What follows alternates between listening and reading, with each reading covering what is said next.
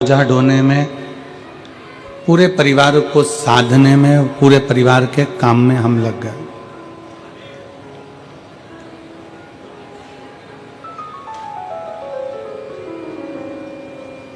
एक मनुष्य, मानव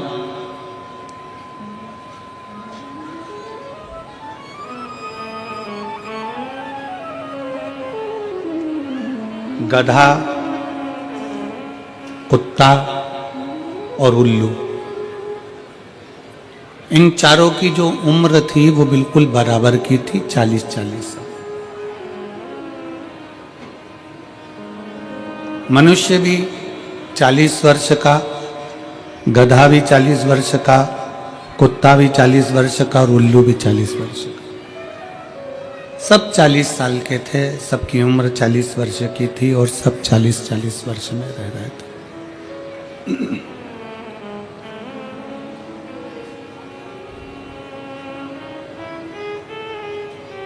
एक दिन गधे के मन में थोड़ा सा दुख हुआ और गधे के मन में दुख इस बात का हुआ कि मैं 40 वर्ष तक लोगों का बोझा ढोऊं, 40 वर्ष तक दुनिया के भार को मैं ढोता रहूं, मेरी उम्र थोड़ी सी कम हो जाना चाहिए, मुझे कम उम्र चाहिए, मुझे इतनी उम्र चाहिए ही। गधा भगवान के पास में गया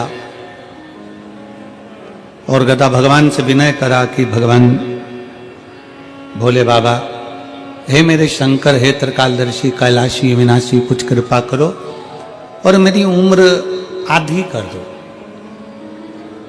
तो भगवान ने भी कहा ठीक है, गधा बेचारा इतना परेशान है, लोगों का भजन ढोता है, बोझा ढोता है, इसकी उम्र आज से 20 साल कर दी जाती है। मनुष्य को बेचैनी होने लगी और मनुष्य तुरंत भगवान के पास पहुंचा कि भगवान, तुमने मुझे 40 वर्ष की उम्र दी है और 40 वर्ष की उम्र में मैं क्या करूंगा?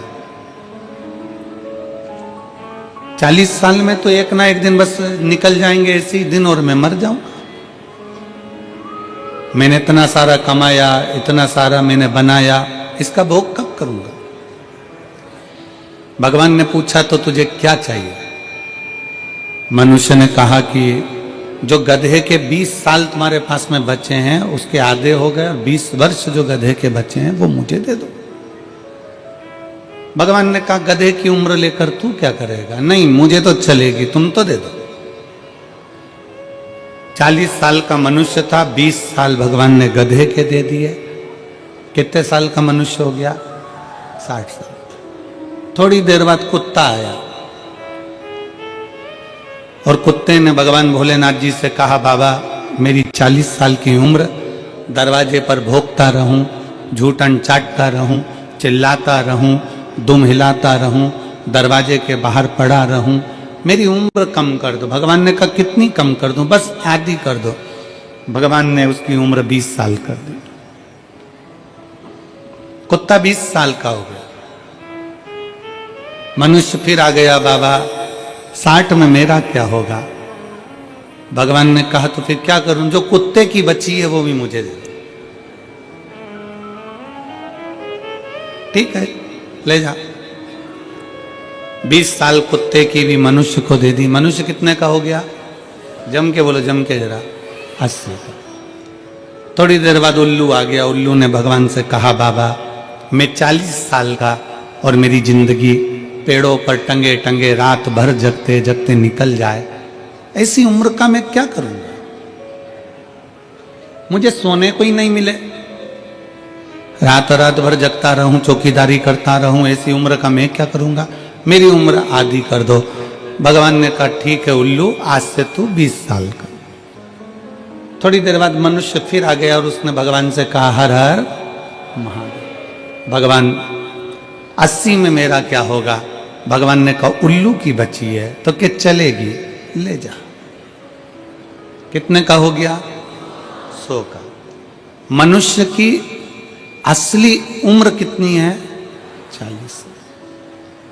40 साल वो जितना एंजॉय करता है, 40 साल में वो जितना विद्या अध्ययन करता है, 40 साल में वो जितना अच्छा दिखता है, 40 साल में जो वो उन्नति की सीढ़ी पर चढ़ता है, 40 साल में जो खाता है वो पच जाता है, 40 साल में कैसे भी वस्त्र धारण कर ले तो भी सुंदर नजर आता है, 40 साल की मनुष्य की जो उम्र है वो श्रेष्ठ उम्र।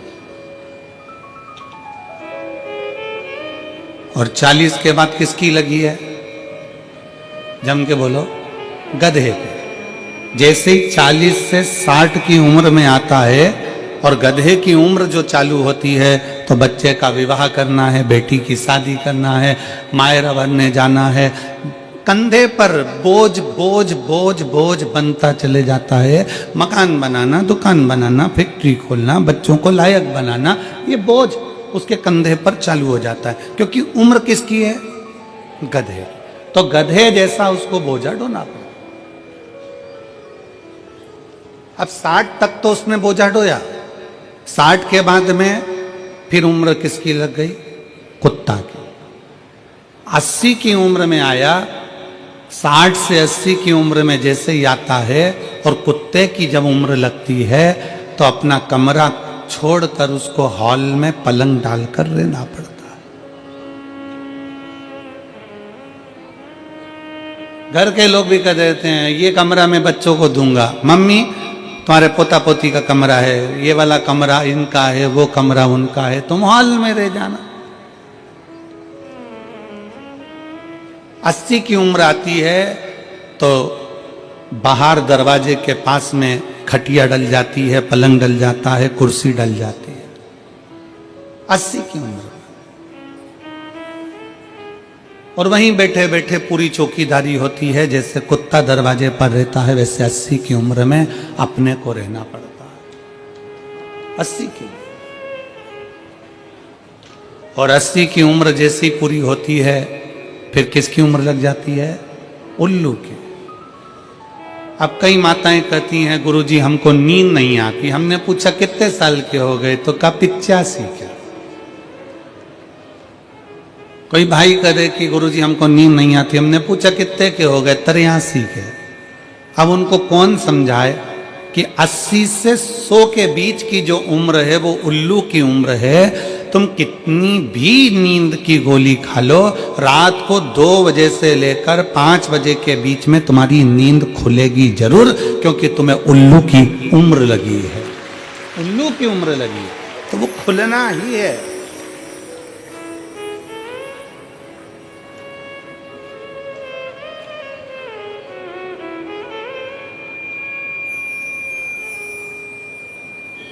चालीस के बाद की जो जिंदगी है, 60 तक का जो जीवन है, हम दूसरों से मांग कर जी रहे हैं। अर्थात ये हमारी उम्र नहीं है। हमारी तो जो 40 साल की उम्र थी, बचपन, जवानी, अधेड़ी जो हमने निकाला, 40 तक की जो उम्र थी, खूब खाया, खूब आनंद में पचा, खूब शरीर स्वस्थ रहा, खूब आनंद की जिंदगी जी, खूब घूमने के लिए यहाँ वहाँ पूरे परिवार के साथ खूब हिमाचल उत्तरांचल ना जाने कहाँ कहाँ चले जाते थे। धीरे धीरे धीरे धीरे धीरे उम्र घटती बढ़ती चली गई और उम्र बढ़ती चली गई। अब विचार मन में आया कि अब मैं 40 का उम्र का हो गया। फिर धीरे धीरे विचार करा, बच्चे बड़े हो गए। पहले जब बच्चे नहीं थे, जब छोटी उम्र थी तो मायके भी खूब चली जाती थी।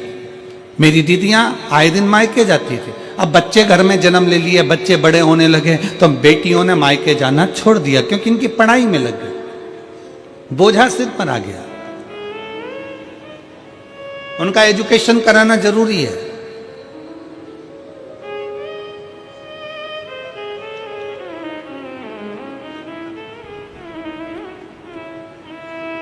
और धीरे धीरे धीरे धीरे धीरे हमारी 40 वर्ष की उम्र कहाँ चली जाती है और गधा की उम्र, कुत्ता की उम्र, उल्लू की उम्र 40 से 60, 60 से 80, 80 से 100, ये उम्र कब लगती चली जाती है हमको खुद मालूम नहीं पड़ता।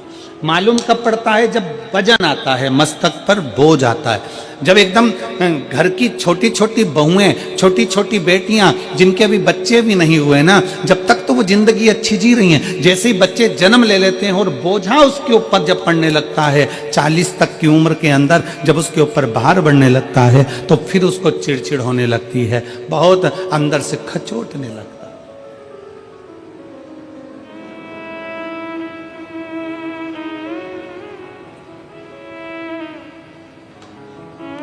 जीवन शिव जी की कथा कहती है, भगवान शंकर की कथा कहती है,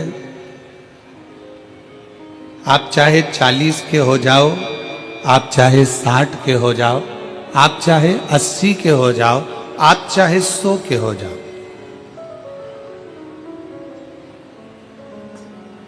आप चाहे 40 के हो जाओ, चाहे 60 के हो जाए, चाहे आप 100 के हो जाओ, पर एक चीज याद रखना, अपने घर के अंदर, अपने बंगले के अंदर वस्तु बढ़ाओ चाहे ना बढ़ाओ, पर अपने बंगले और अपने घर के अंदर अपना व्यवहार जरूर बढ़ाना।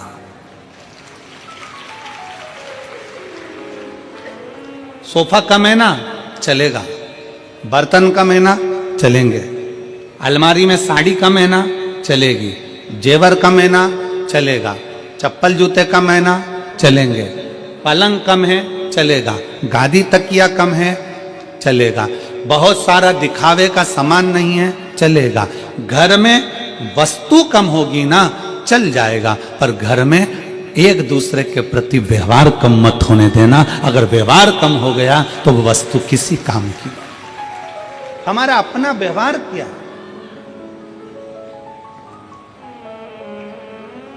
दुकान क्यों चलती है? जम के बोलो, दुकान कैसे चलती है? सामान से। सामान तो पड़ोसी के यहां भी भरा हुआ है। अरे बोलो जम के। फ्रिज पड़ोसी के यहां भी है, फ्रिज तुम्हारी दुकान में भी है। कपड़े पड़ोसी के यहां भी है, कपड़े तुम्हारी दुकान में। उसी कंपनी का, उसी वैरायटी का उसके पास भी है और तुम्हारे पास भी है। घड़ी की दुकान तुम्हारे पास भी है, घड़ी की दुकान उसके पास भी है। सोने चांदी की दुकान उसकी भी है, सोने चांदी की दुकान तुम्हारी भी है। बर्तन की दुकान उसकी भी है, बर्तन की दुकान तुम्हारी है। कपड़े की दुकान उसकी भी है, कपड़े की दुकान तुम्हारी भी है। चश्मे की दुकान उसकी भी है, चश्मे की दुकान तुम्हारी भी है। पार्लर उसका भी है, पार्लर तुम्हारा भी है। किस चीज से चल रहा है? वस्तु से। सामान तो उसके पास भी है। तुमसे किसी सुनार की दुकान में जाकर देखना, सराफे की दुकान में जाकर देखना कि किसी सराफे वाले ने 4 मंजिल का शोरूम बना लिया, माल भी खूब भर लिया। और किसी सराफे वाले की दुकान एक छोटी सी गली में छोटी सी है, उसके यहाँ लाइन लग रही है और उसके शोरूम में मक्खियां उड़ रही। सोना उसके पास भी है, सोना इसके पास भी है। चांदी उसके पास भी है, चांदी इसके पास भी है। कपड़ा उसके पास भी है, कपड़ा इसके पास भी है। सामान सबके पास में है। परंतु शिव महापुराण की कथा कर रही है, चाहे तुम्हारा बचपन हो, चाहे तुम्हारी जवानी हो, चाहे तुम्हारी अधेड़ी हो, चाहे तुम्हारा बुढ़ापा हो, तुम्हारे घर में वस्तु बढ़े ना बढ़े, सामान बढ़े ना बढ़े, पर तुम्हारा व्यवहार बढ़ना चाहिए। ऐसा व्यवहार होना चाहिए कि दुनिया के लोग तुम्हारे पास में आए। दुनिया के लोग तुम्हारे पास में आए। अपने व्यवहार को बढ़ाइए। व्यवहार से क्या मतलब है? व्यवहार का मतलब क्या होता है? व्यवहार का मतलब है आपकी श्रेष्ठ वाणी, आपके मन का साफपन, आपकी निर्मलता, आपकी सत्यता और आपकी एकाग्रता।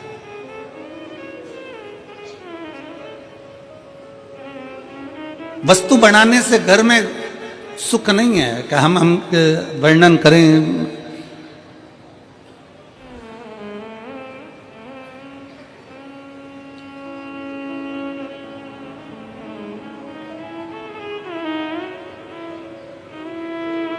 अभी हम इस कथा के पहले 3 दिन के लिए दुबई की कथा करने के लिए गए थे। एक बुजुर्ग माता की वो कथा थी, और दुबई की जो कथा थी एक बुजुर्ग माता की कथा थी, और वो कथा श्री शिव महापुराण समिति दुबई ने कराई, जिसमें 8 से 9 यजमान बने।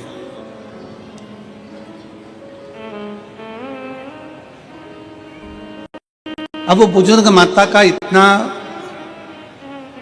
हो सकता है, इतना उसके पास में ना हो, पर दिल का भाव बड़ा था।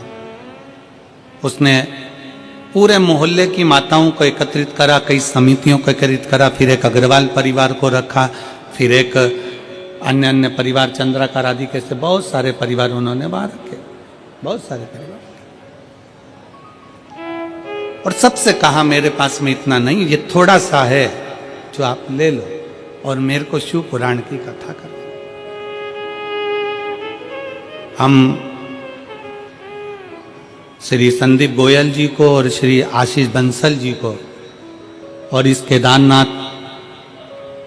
केदारेश्वर समिति को बहुत बहुत धन्यवाद इस चीज का देना चाहते हैं कि जितने पत्र गोयल जी, आशीष जी, जितने पत्र यहाँ आए हैं, हर पत्र में तुम दोनों का जिक्र लिखा है कि हम नहीं सुन पाते ये कथा कहीं जाकर, पर मेरठ को आपने दिया है, उसके लिए साधु, उसके लिए साधुवाद है। कई मेरी जीजियां ऐसी बैठी हैं, कई मेरे बेटाओं ने ऐसे बैठे हैं, कई बेटियां ऐसी बैठी हैं जो नहीं जा सकती थी। उनको भगवान से हापुड़ में जाकर उन्होंने पंडाल में बैठकर भगवान से प्रार्थना करी कि हमारे मेरठ में भी कथा हो जाए। और बाबा ने सुना, 3 महीने में पूरा करता है, 3 महीने के पहले मेरठ में कथा करवा दी। ये उसकी कृपा,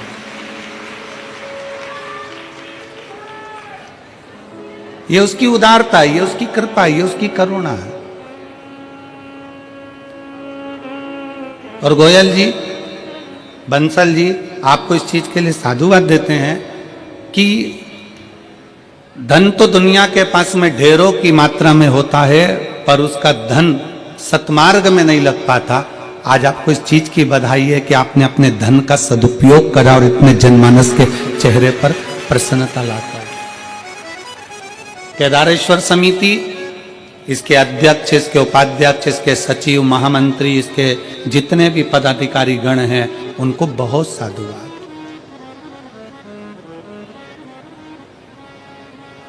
और सबसे ज्यादा साधुवाद मैं गोयल जी और आशीष जी से भी ज्यादा साधुवाद यहाँ के कलेक्टर महोदय को, यहाँ के SP, SSP, IG, commissioner, DM, SDM और यहाँ के पुलिस विभाग को, और यहाँ के चिकित्सा विभाग को, यहाँ के पीडब्ल्यूडी विभाग को, और यहाँ के IG, commissioner, collector, SP, SSP, सबको बहुत बहुत साधुवाद देता हूँ कि इतनी अच्छी तरह से इस कथा को संभाला है।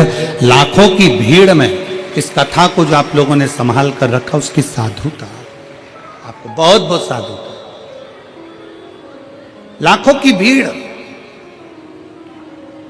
पंडालों में जगह नहीं है और लोग पंडालों के बाहर बैठे हुए हैं पंडाल पर। उस कथा को यहाँ का पुलिस प्रशासन, यहाँ का पूरा एक कांस्टेबल हो, पुलिस विभाग हो, यहाँ के collector, SP, SSP, IG, DIG, यहाँ के तहसीलदार आदि का आदि जितने भी हैं, सारा प्रशासन मुस्तैदी से संभालो, उसको संभालो। और एक बार आप सबसे निवेदन है, पूरे प्रशासन के लिए, उत्तर प्रदेश मेरठ सरकार के लिए जोरदार ताली बजाकर स्वागत, वंदन, अभिनंदन, जिन्होंने इस कथा को बहुत अच्छे तरीके से समझा, बहुत अच्छे तरह से। और तेरी कृपा बिना ना हिले एक भी अणु, लेते हैं श्वास तेरी कृपा से तनो तनो।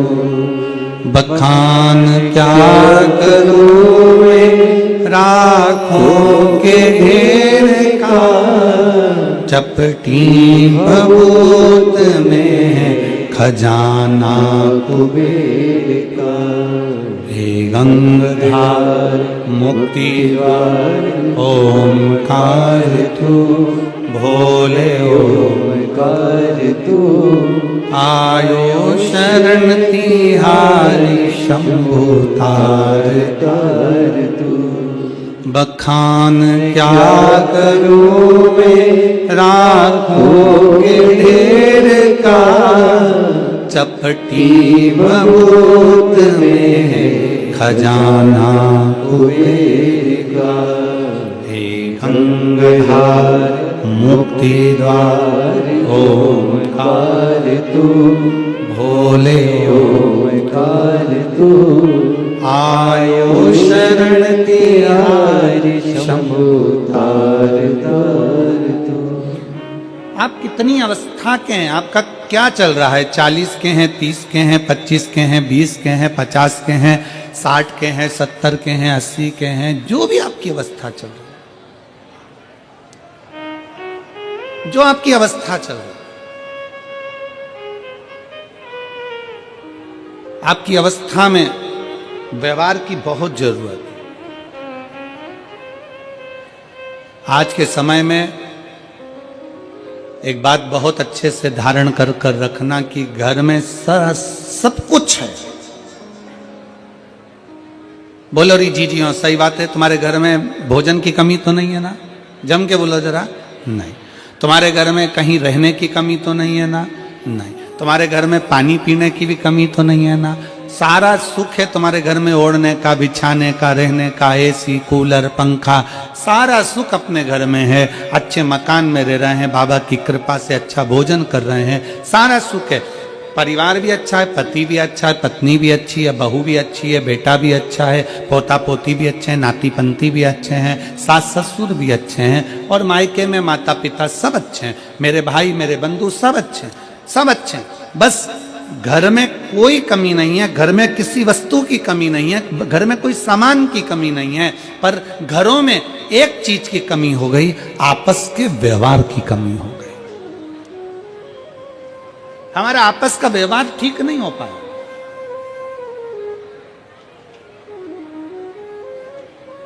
हम व्यवहार से दूर होते चले गए। और शिव पुराण कहती है अपने व्यवहार को प्रबल बनाना है। शंकर की कथा देखिए, व्यवहार के बल पर शंकर भगवान के सामने 33 कोटि देवताओं ने मिलकर विष का कटोरा भेज दिया था मेरे शिव जी के सम्मुख में। विष का कटोरा,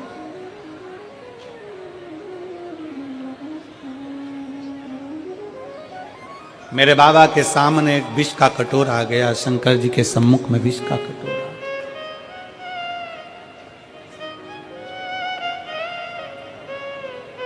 कितना सोचने वाला विषय है, जरा ध्यान दीजिएगा। बहुत सावधानी से कथा सुनिए। जिस कथा के लिए आप लोग आए हैं ना, इस कथा को बड़े दिल से श्रवण करिए। कल एक पत्र था, वो पत्र कोई विमला दीदी हैं, उन्होंने लिखा है कि गुरुजी हम जब कथा सुनने के लिए बैठते हैं तो कहीं किताब बेचने वाले आ जाते हैं, कहीं कुरकुरा बेचने वाले आ जाते हैं, कहीं फूली बेचने वाले आ जाते हैं। गुरुजी हम हरिद्वार से रोज केवल कथा सुनने के लिए रुड़की, कहीं से रुड़की हरिद्वार के पास में है सर, रुड़की से हम कथा सुनने के लिए रोज आते हैं प्रतिदिन। हमारा 1000-2000 रुपये रोज का खर्च होता है, पर उसके बीच में भी ये लोग इतना सामान, किताब बेचने वाले, कहीं सामान बेचने वाले आते रहते हैं, तो हमारी कथा चूक जाती है और हम बड़ी आस से कथा सुनने के लिए। मेरा आप सबसे निवेदन है, जितने किताब बेचने वाले हों, जितने सामान बेचने वाले हों, आपसे भी निवेदन है, जितने लोग बैठे हुए कथा में, अगर कोई बेचने वाला आए, उसका हाथ पकड़कर उसको बाहर निकाल कर कहना भैया कथा सुनने थे, रोड पे जाके बेचो, पर कथा श्रवण करना। जितने दिल से सुन सकते हो, जितनी ये झोली तुम भर सकते हो, उतना बटोर लो इसको। जितना दिल लगा सकते हो बाबा से, उतना दिल लगा लो तुम, जितना लगा सकते। कहीं किस्मत होगी आपकी और हमारी, कहीं सौभाग्य होगा आपका और हमारा, जो आप और हम इस कथा को श्रवण करने के लिए बैठे हैं।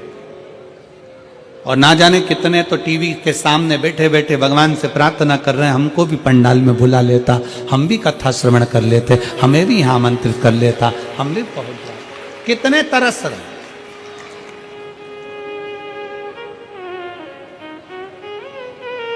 आपके घर में वस्तु की कमी नहीं, व्यवहार की कमी होती जा रही है।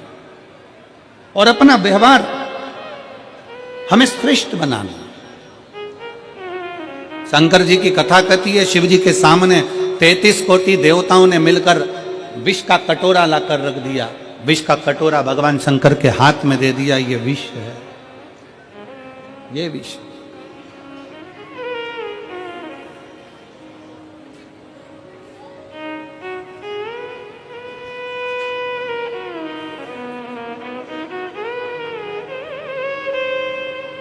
और सबसे पहले जब विष शंकर जी के पास में आया तो पास में नंदी बैठे हुए थे।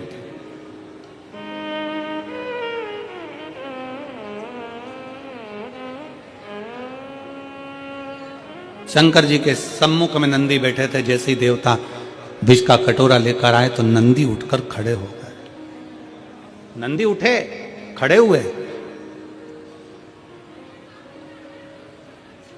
और नंदी ने पूछा, ये क्या है, इसमें, इस पात्र में क्या है, इस पात्र में है क्या? आप सबको मालूम होगा, आप सबके स्मरण में होगा कि शंकर भगवान को जब धतूरा चढ़ाया जाता है, धतूरा देखा है आप लोगों ने? जम के बोलो जरा, देखा है? तो कांटे कांटे होते हैं।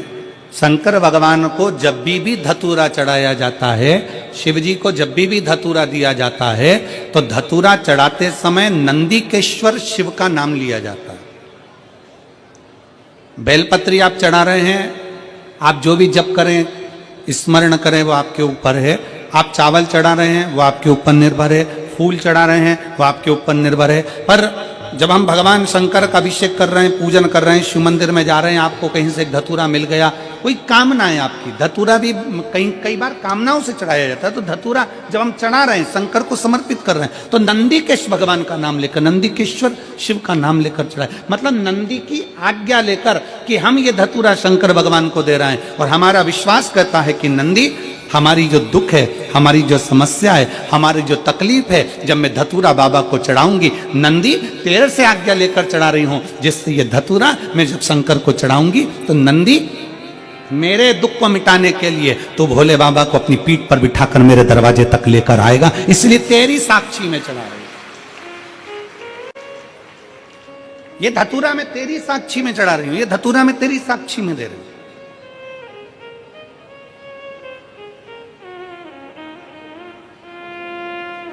ये मैं तेरे विश्वास पर, तेरे भरोसे पर दे रही हूं। एक पत्र है,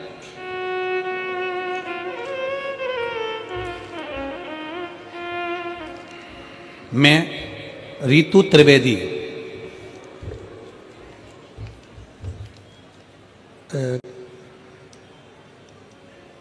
नाम आप लोग पढ़ के बता देना क्या लिखा है, तो हम बोल देंगे, ठीक है?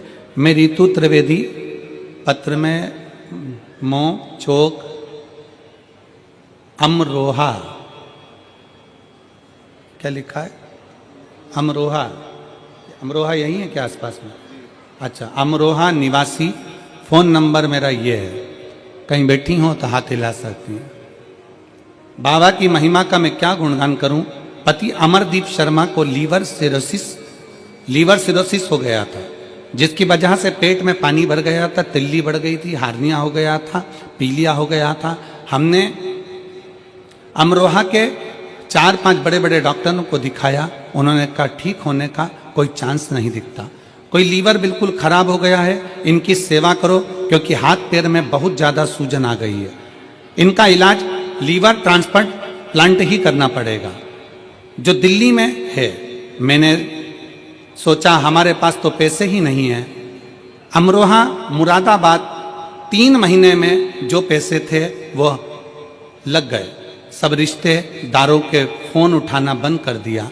मैंने बाबा से प्रार्थना की, बाबा क्या मेरी लाज नहीं रखोगे? मैं क्या हो गया? मैंने तो आपको जल चढ़ाना प्रारंभ कर दिया, क्या गलती हो गई बाबा? तब हम उनको दिल्ली के ILMBS हॉस्पिटल में लेकर गए। तबीयत ज़्यादा खराब हो गई, उनका ट्रांसप्लांट करना पड़ेगा, ये दिल्ली के हॉस्पिटल में बोल दिया गया, ILBS में बोल दिया गया। इसका खर्चा लगभग 50 से 60 लाख का आएगा। हमारा पास इतना धन नहीं था। फिर करें तो करें क्या। हमने भी बाबा का नाम लेकर कह दिया कि कहीं से भी पैसे की व्यवस्था करेंगे, आप तो ऑपरेशन की तैयारी करो। अब ट्रांसप्लांट करने के लिए लीवर की जरूरत पड़ेगी, कहां से दोगे। रिश्तेदारों की मदद नहीं मिल रही। बाबा के भरोसे पर एक लोटा जल शिव को समर्पित कर बाबा से विनती करी, और विनती करी बाबा से, और सब दूर हमने फोन किया पर कोई चांस नहीं लगा। आखिरी में करें तो करें क्या। क्या चीज हो मेरे पास में नहीं, सोचती हमारे पास तो क्या है, कुछ भी नहीं। जब मेरे पास में जब कुछ भी नहीं, तो बाबा पर आश्रित होकर एक लोटा जल समर्पित कर बाबा को विनय कर दी। और गुरुदेव मैं क्या वर्णन करूं, लीवर तो बदलना था, कक्ष में भी लेकर चले गए, पर 9 नवंबर 2023 को भर्ती करा। 10 नवंबर को उनका ऑपरेशन होना चालू हुआ। ऑपरेशन के लिए लेकर गए तो जांचें पूरी चालू हो गईं, और जांच करने पर वापिस बाहर आकर डॉक्टर बोले कि इनका लीवर डैमेज नहीं है, लीवर ने काम करना प्रारंभ कर दिया। अब हमारे पास में तो पैसा नहीं। तब डॉक्टर ने कहा काउंटर पर जाओ, तुम्हारा पूरा हिसाब बना लो। काउंटर पर पहुंचने पर हिसाब बनाया तो हिसाब में भी 1 रुपया देने का नहीं निकला। मैं बाबा को यहां धन्यवाद देने के लिए आई हूं। कहीं बैठी हो रितु त्रिवेदी, अमरोहा निवासी, कहीं बैठी हो तो आ सकती हैं बेलपत्र लेने के लिए। शिव तत्व की प्राप्ति इसी को कहते हैं।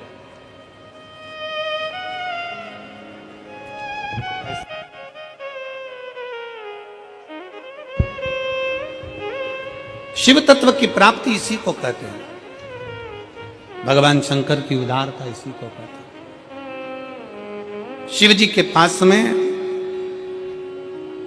भगवान शंकर के पास में विष का कटोरा पहुंचा है। विष का कटोरा,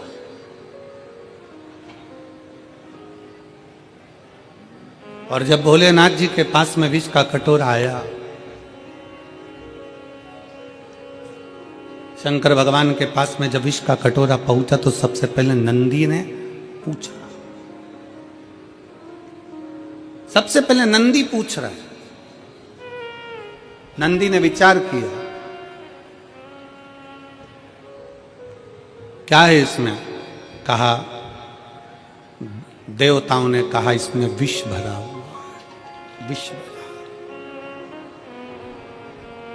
विष। हाँ, किसके लिए लेकर आयो, कौन पिएगा ये। देवताओं ने कहा ये विष हम भगवान शंकर के लिए लेकर आए। शिव पिएंगे। हाँ,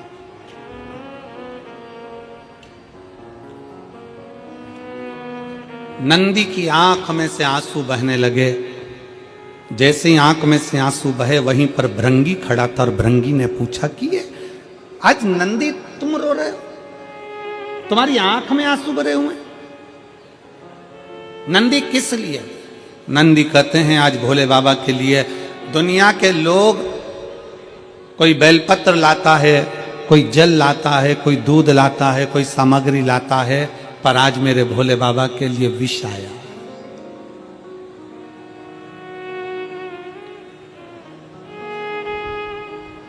आज मेरे शंकर के लिए विष आया। भृंगी ने मुस्कुराते हुए कहा, नंदी किस बात के लिए रोना। वो शिव है, देव अधिदेव महादेव है। अमृत पिए वो देव कहलाता है, और जो विष पीता वो महादेव कहलाता है। घर का जो बड़ा होता है, घर का जो बुजुर्ग होता है, घर का जो बड़ा होता है, घर का जो बयो होता है, उसको बहुत जहर पीना पड़ता है, बहुत विष के घुट निगलना पड़ते हैं, बहुत पीना पड़ता है।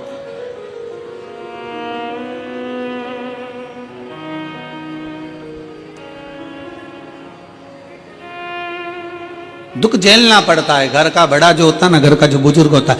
मेरा सभी माताओं से निवेदन है, मेरे घर के बुजुर्गों से निवेदन है, मेरे सम्मुख में बैठे हुए माता पिताओं से निवेदन है कि एक बात अपने भीतर उतार लो।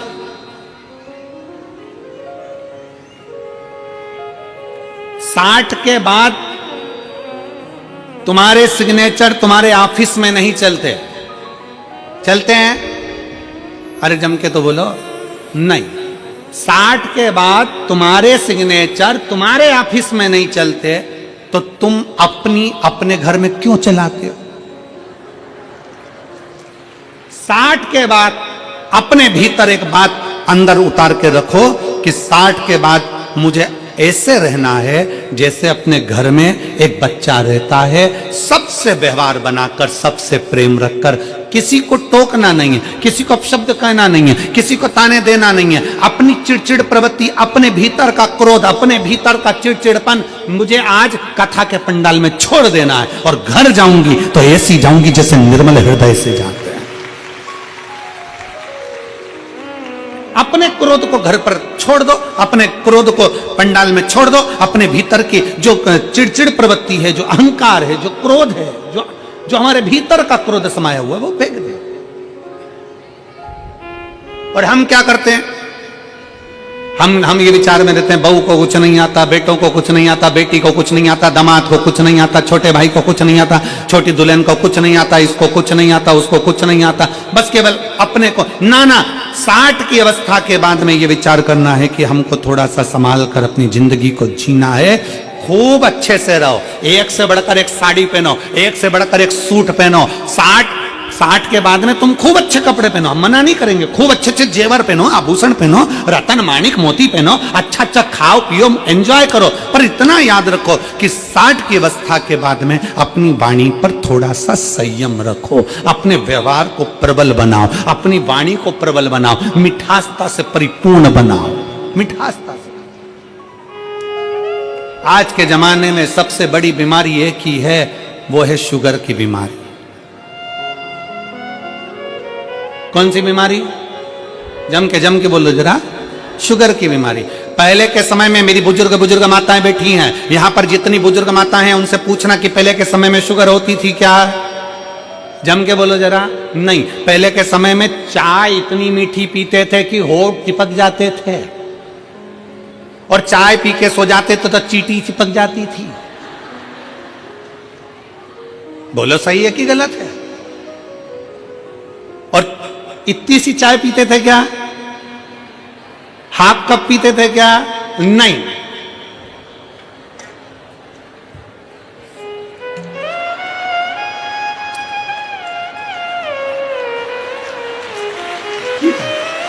इतनी सी चाय से क्या होगा?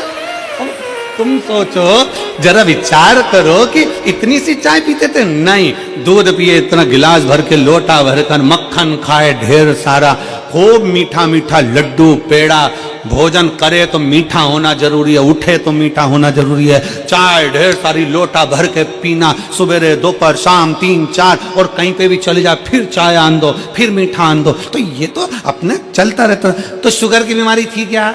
नहीं। क्यों नहीं थी?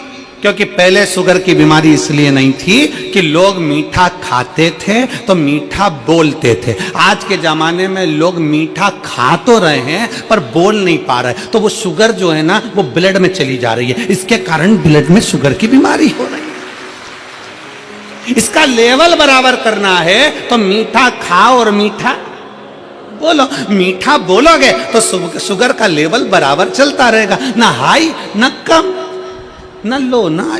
शुगर के लेवल को बराबर रखना है तो मीठा खाओ, मना नहीं है, पर जीवान से मीठा निकालते रहो, इतना मीठा निकालो।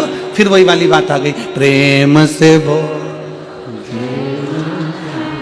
सब मिलबो मैं नहीं सुनिया पहाड़ों माँ वैष्णव रानी वो जग कल्याणी। तो अब यही मिठास अपने परिवार में भी हमको देना है। बहुत मीठा बोलकर, इतना मीठा बोलकर, जब बोलो तुम्हारे मुख से ऐसा लगना चाहिए कि मिठास जो तुमने खाई है खीर, जो तुमने खाया तिल्ली का लड्डू, जो तुमने खाया है मैसूर पाक, जो तुमने खाया है काजू कतली, वो तुम्हारी जिह्वा से झलकना चाहिए कि मैंने इतना मीठा बोला। मिठास बोलो तो सही, एक बार प्रेम से बोलकर देखना, ए जी और पक्का इतना प्रेम से बोलोगी तो वो खसक लो जी, वरना 500 गया जी। मिठास परिपूर्ण होना चाहिए, मिठास परिपूर्ण।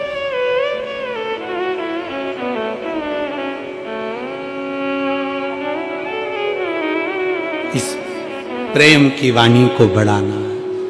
नंदी और नंदी के मन में भाव आया, नंदी रो रहे हैं, रो रहे। भृंगी ने कहा क्यों रोना, घर का जो बड़ा है ना, घर का जो बुजुर्ग है ना, घर का जो बयो है ना, वो विष बहुत पीता, बहुत पीता। आप बहुत बुढ़ापा आए ना तो बहुत अच्छी जिंदगी जियो, मना नहीं है, बस इतना जरूर याद रखो कि अपनी वाणी में, व्यवहारिकता में कमी मत आए। बहुत खुश होकर जियो। और मेरा बहुओं से निवेदन है, बेटियों से निवेदन है, आपकी भी व्यवहारिकता में और आपकी भी वाणी में कमी मत आने देना। क्यों? क्योंकि एक सीरियल पहले चला था, सास भी कभी बहू थी।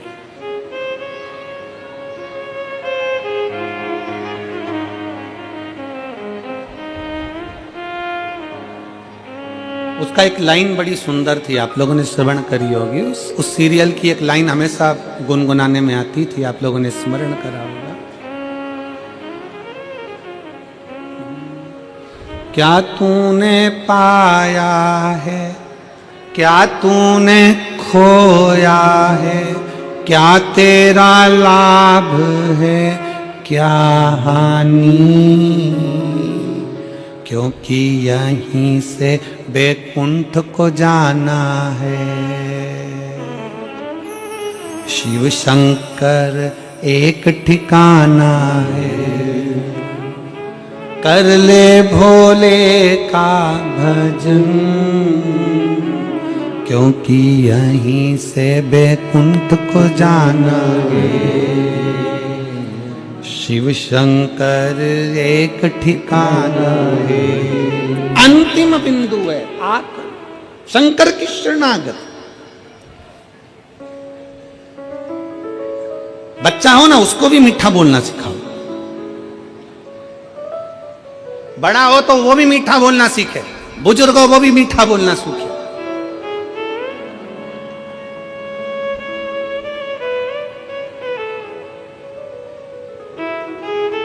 जितना प्रेमवश बोल सकते हो उतना प्रेमवश बोलिए। शिव कथा कर रही है, सम्मुख में विष का कटोरा, देवता लेकर खड़े हैं। विष पिलाने के लिए देवता जो विष पिलाने आए हैं तो शंकर भगवान का गुणगान कर रहे हैं, शिव की स्तुति कर रहे हैं, गुणगान कर रहे हैं। शंकर भगवान तो ऐसे हैं, शंकर भगवान तो वैसे हैं, शंकर भगवान तो ये कर दें, शंकर भगवान तो वो कर दे। सारे देवता 33 कोटि देवता शंकर भगवान का गुणगान कर रहे हैं, क्योंकि शंकर जी विष पीने के लिए कटोरा सामने। सावधान मेरठ, सावधान। जब किसी को आपसे काम निकालना है तो वह आपका बहुत गुणगान करेगा, बहुत। जब किसी को आपसे काम निकालना है बहुत गुणगान करेगा, और काम निकला तो गुणगान करेगा नहीं, फिर कोई कुछ बोलेगा नहीं। इसलिए सावधान रहें, सावधान। कोई बहुत ज्यादा प्रशंसा करे ना आपकी, बहुत ज्यादा प्रशंसा करे तो हाथ जोड़ लिया करो और अपने भीतर जो भगवान बैठा है ना, उस शंकर को धन्यवाद दिया करो। ये प्रशंसा मेरी नहीं है बाबा, ये प्रशंसा तेरी है, क्योंकि कथा तू करा रहा है, कथा तू सुन रहा है, कथा तू बोल रहा है। मैं सुन भी नहीं रहा, मैं करा भी नहीं रहा, और मैं बोल भी नहीं रहा, ये सब कुछ तेरा, मेरा है ही नहीं कुछ।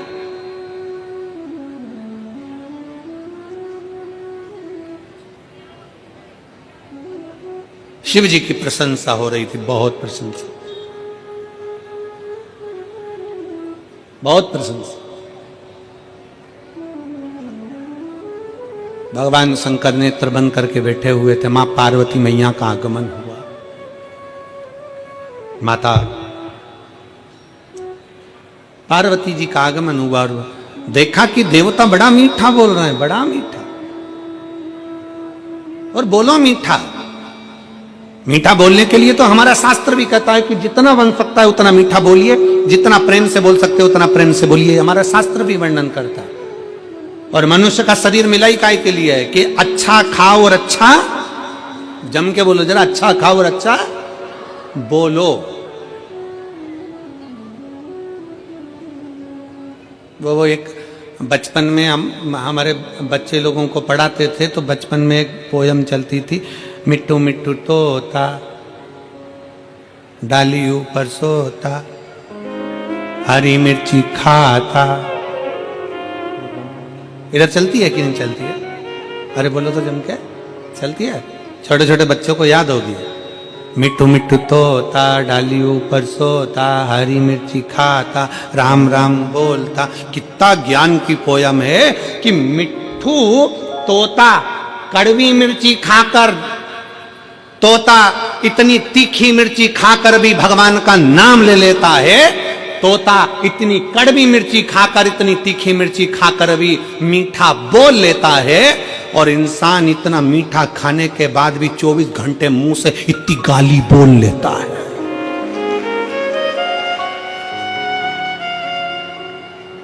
और गाली की भी कैपेसिटी हो, नई नई वेराइटी हो की, नई नई डिजाइन की।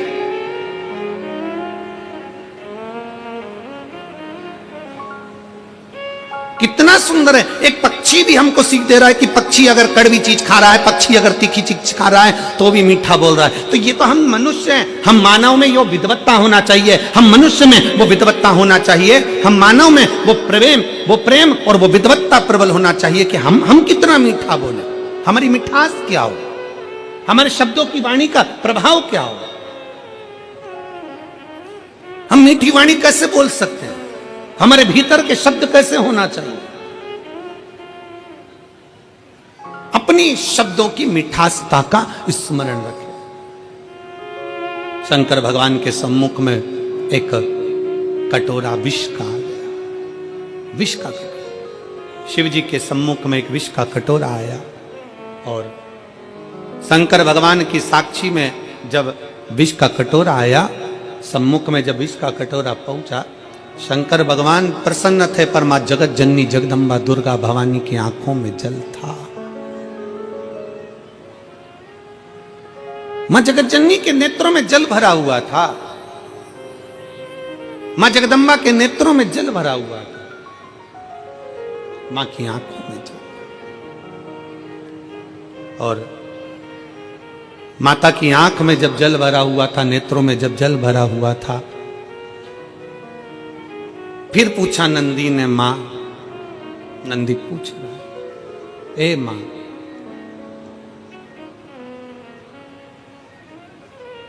आप आंसुड़ा क्यों ढलका रही हो मां? आपके नेत्रों में जल क्यों है? किस लिए?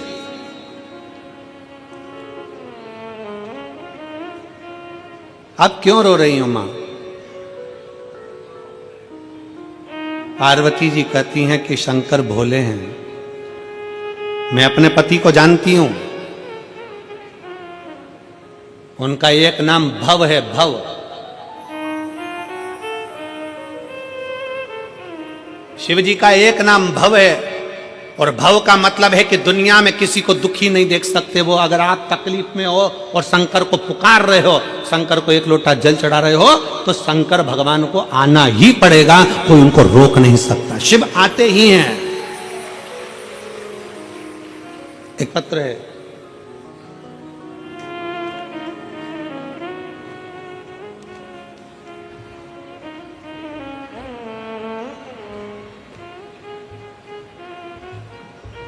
मेरा नाम पुष्पा गंगवार, मेरे पापा का नाम श्री हेमराज गंगवार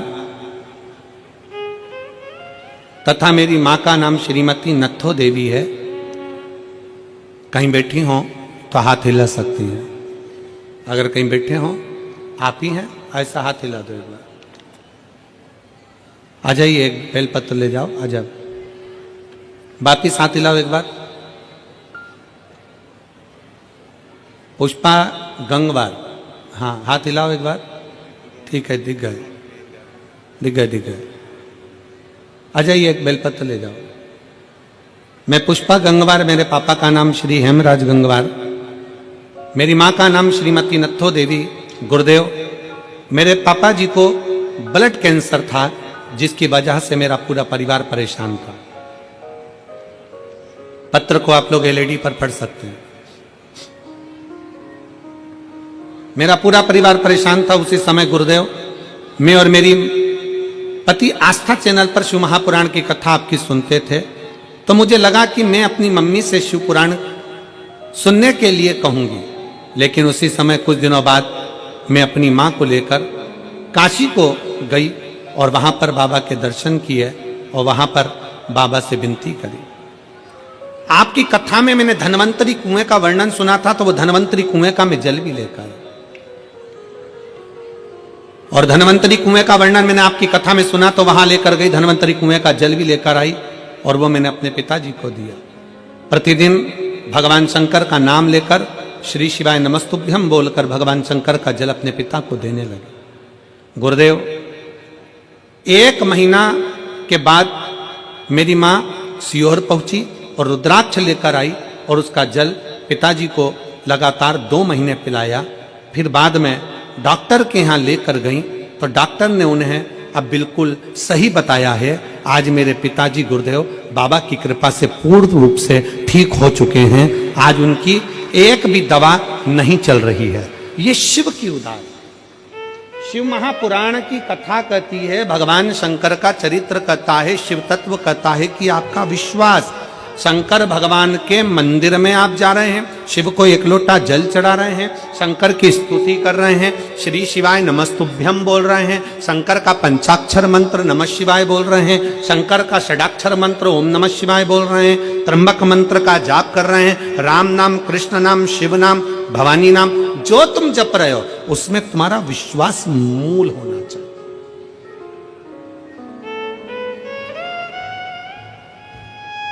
पार्वती जी को चिंता इस बात की लग गई, नैनों में जल भरकर। नंदी कह रहे हैं, मां शंकर भगवान को रोकना, ए मां शिव जी को रोको, वो विष ना पिए। शिव जी को रोका जाए कि वो विष ना पिए।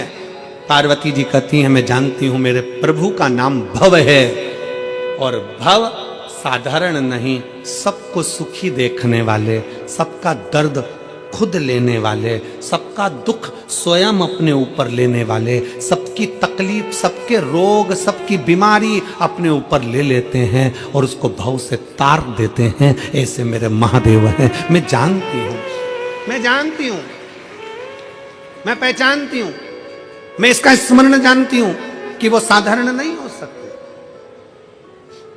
ये मैं जानती हूं कि शिव मानेंगे नहीं और देवताओं के हित के लिए वो विष पी जाएंगे, विष का पान करेंगे।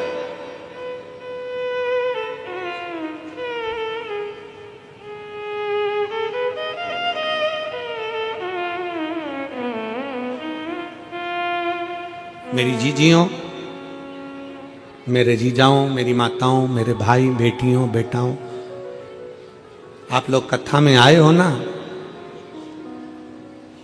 कितना किसका दुख है, किसकी कितनी तकलीफ है, आप खुद जानते हो। हमें मालूम नहीं है, हम कोई अंतर्यामी मंतर्यामी नहीं है, और ना तुम्हारा हम भूत जानते हैं, ना तुम्हारा हम वर्तमान जानते हैं, और ना हम तुम्हारा भविष्य जानते हैं। हमें हमारा ही नहीं मालूम, तो हम तुम्हारा क्या खाक बताएं? हमें हमारा ही नहीं मालूम तो हम तुम्हारा क्या बताएंगे? ना हम तुम्हारा वर्तमान बताएंगे, ना हम तुम्हारा भविष्य बताएंगे, ना हम तुम्हारा भूत बताएंगे, क्योंकि ये 3 काल है, भूत, वर्तमान और भविष्य, और 3 काल का अधिपति मेरा शंकर है, इसलिए उसको महाकाल कहते हैं। इस 3 काल का अधिपति मेरा शंकर है, इसलिए त्रिकालदर्शी, 3 काल का दर्शी, 3 काल को जानने वाला, उसको महाकाल कहते हैं। हम आपका ना भूत जानते हैं, ना वर्तमान जानते हैं, ना भविष्य जानते हैं, इसलिए आपसे हाथ जोड़कर निवेदन है, हमारे चक्कर में मत पड़ना, पर इतना याद रखना, उस महाकाल के चक्कर में पड़ जाना, 3 काल क्लियर हो जाएंगे।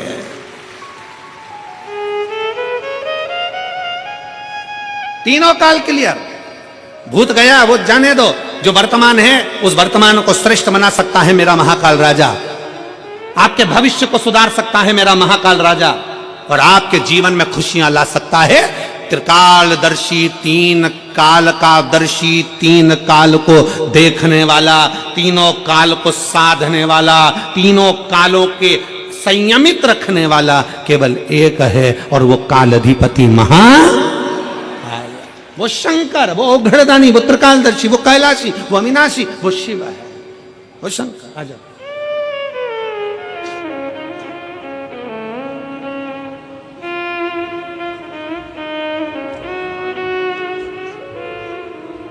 पुष्पा गंगवार,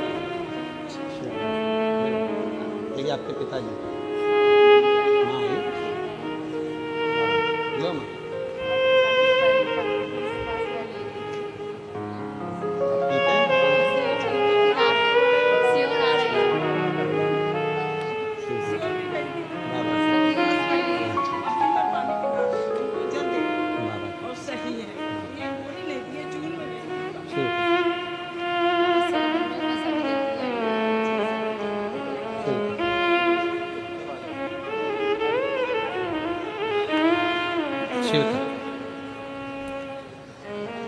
दीदी कह रही हैं जब से सीहोर से आई हूं रुद्राक्ष का जल दे रही हूं, डॉक्टर ने भी गोलियां देना बंद कर दिया और कह दिया बिल्कुल आराम है, एक भी गोली की जरूरत नहीं है, कैंसर से मुक्त है।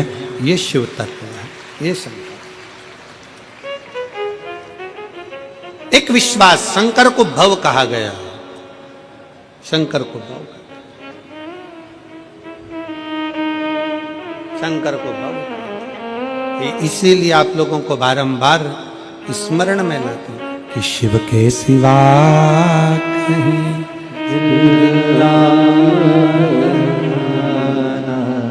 शिव के सिवा कहीं दिल ना लगाना, वरना पड़ेगा तुझे आंसू बहाना, वरना पड़ेगा तुझे आंसू बहाना। आप शंकर की भक्ति में अगर डूबे हो, शिव का एक नाम है भव। भव का मतलब है सबको सम देखना, सबको श्रेष्ठ देखना, सबको सुखी देखना, सबका कल्याण करना, सबको उत्तमता में देखना। किसी का रोग है अपनी ओर खींच लेना, किसी की तकलीफ है अपनी ओर खींच लेना, किसी को कष्ट है अपनी ओर खींच लेना। शिव महापुराण की कथा कहती है जब हम भगवान शंकर के मंदिर में एक लोटा जल चढ़ाने के लिए आतुर होते हैं, शंकर के मंदिर में एक लोटा जल लेकर जब अपने घर से निकलकर शंकर के मंदिर तक पहुंचते हैं, हमारे भीतर के ना जाने कितने कितने पाप, कितने कितने कष्ट, कितने कितने रोग, कितनी कितनी बीमारियां अपने आप मिट जाती हैं।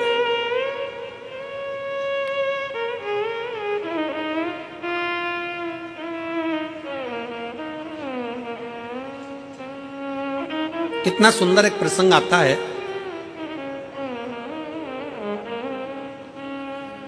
घर का माहौल ठीक करने में सबसे बड़ी जवाबदारी होती है घर के पितरों की। किनकी? जम के बोलो जरा। पितरों की। पितर कौन? जो प्राण छोड़कर चले गए, जो गए। घर के माहौल को ठीक करने में सबसे बड़ी जवाबदारी होती है पितरों की, सबसे बड़ी जवाबदारी है पितरों। पितर जब 16 दिन श्राद्ध में पृथ्वी पर आते हैं, उनको आर्य मां स्वामी, पितरों के देव आर्य मां स्वामी जब पितरों को कौए पर बिठा कर लेकर आते हैं और उनको इस भूमंडल पर पितृलोक में से लाकर इस पृथ्वी पर छोड़ते हैं, आपके और हमारे सबके घर के पितर अपने अपने घर में दरवाजे पर खड़े होकर भाग ग्रहण करते हैं। आप भोजन बनाते हो, ब्राह्मण को भोजन देते हो, गाय को देते हो, कुत्ता का भोजन देते हो, कौवे का भोजन देते हो, भूखे को भोजन देते हो, अन्न पानी देते हो, वो पितर लेते हैं। कितने दिन लेते हैं? जम के बोलो जरा। 16 दिन। 16 दिन पितरों ने तुमसे अन्न भाग लिया, पानी लिया, भोजन लिया, धूप लिया, ध्यान लिया। 16 दिन तक पितरों ने धारण करा। पितर 16वें दिन यहां से जाने लगते हैं। जब पितर जाते हैं उस समय पर जाते हुए पितरों के सामने आर्यमा स्वामी खड़े होते हैं, पितरों के देवता, और कहते हैं पितरों, तुम्हें 16 दिन तुमने इनके घर का भाग ग्रहण करा है, 16 दिन तक तुमने इनके घर का खाया है, तो तुम इनको वर्ष भर सुखी रहने का वर देकर जाइए, वर्ष भर सुखी रहने का वर देकर जाइए, इनका घर का माहौल ठीक कर कर जाइए, इनके घर की अशांति मिटा कर जाइए, इनके घर में सुख समृद्धि देकर जाइए। ये आर्यमा स्वामी कहते हैं, पितरों के देवता कहते हैं।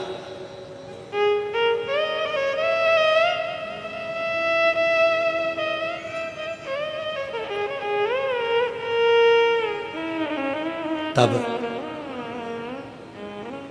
पितर कहते हैं कि हम इनको वर्ष भर का इतना सारा फल नहीं दे पाएंगे, पर एक बात जरूर है, एक बात जरूर है, पितर कहते हैं, अगर शंकर साक्षी दे तो हम इनको वर्ष भर का फल देकर जाएंगे। शिव साक्षी दे, शंकर साक्षी दे।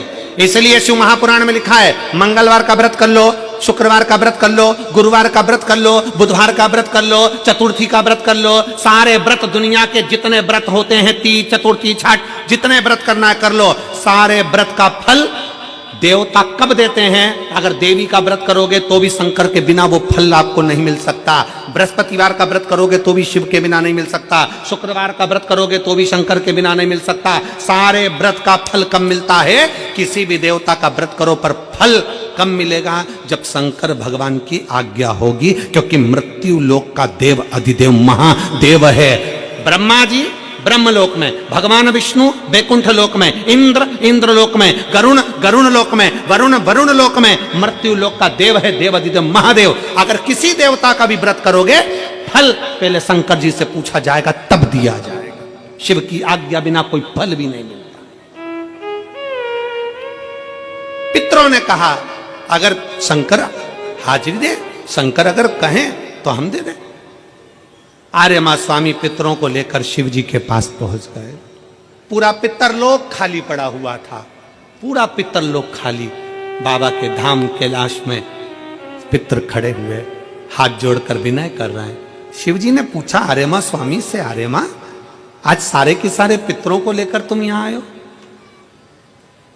क्या बात है, क्यों आए हो? आर्यमा का कहना है, बाबा, पितर अपने अपने घर के माहौल को सुधारना चाहते हैं, शांति देना चाहते हैं, लक्ष्मी देना चाहते हैं, समृद्धि देना चाहते हैं, वैभव देना चाहते हैं, वंश की वृद्धि करना चाहते हैं, पर आपके बिना ये संभव नहीं हो सकता। पितर क्या चाहते हैं? बाबा, अगर हमारे पूर्वज, पितर कहते हैं, अगर हमारे घर के लोग, परिवार के लोग, अगर आपके शिवलिंग के ऊपर एक लोटा जल अगर चढ़ाएं तो उस जल का एक अंश हम पितरों को मिले, और जब हम पितरों को मिले तो उस दिन हम हमारे वंश के लोगों का घर का कल्याण कर देवे, बस इतना वर चाहते।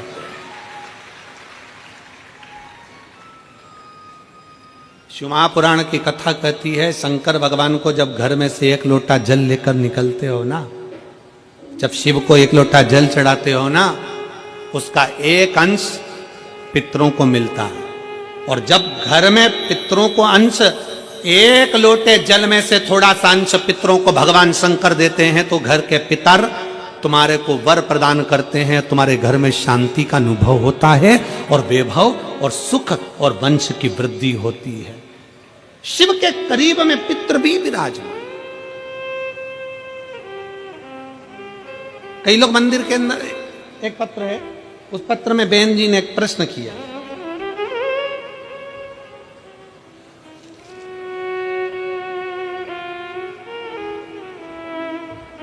मैं संदीप जी गोयल जी को और आशीष जी बंसल जी को धन्यवाद देती हूँ। बहन जी लिख रही हैं, कुसुम राजवाला पत्नी कमल राजपाल बी ब्लॉक शास्त्री नगर मेरठ की रहने वाली है।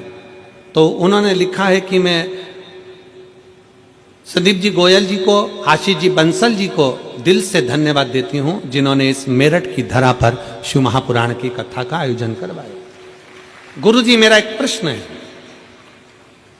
हम पंडाल में बैठे हुए हैं, धन्यवाद, कहीं बैठी हो तो हाथ हिलाना। कुसुम राजपाल, पत्नी कमल राजपाल, बी ब्लॉक, शास्त्री नगर, मेरठ की रहने वाली है। मोबाइल नंबर ये है, कहीं बैठी हो तो हाथ। आप ही हैं श्री शिवानी, आ जाओ, एक बेलपत्र ले जाओ, जाइए। मेरा एक प्रश्न है गुरु जी, कथा के पंडाल में बैठकर कथा सुन रहे हैं, आपसे एक प्रश्न कर रहे हैं, कोई गलती हो तो क्षमा करिएगा। गुरुदेव, प्रश्न यह है कि हमने सुना है कि हरि और हर अर्थात विष्णु और महादेव दोनों एक हैं, क्या यह सत्य है? मेरा दीदी से निवेदन है, हरि और हर में कोई अंतर नहीं है, दोनों एक ही हैं।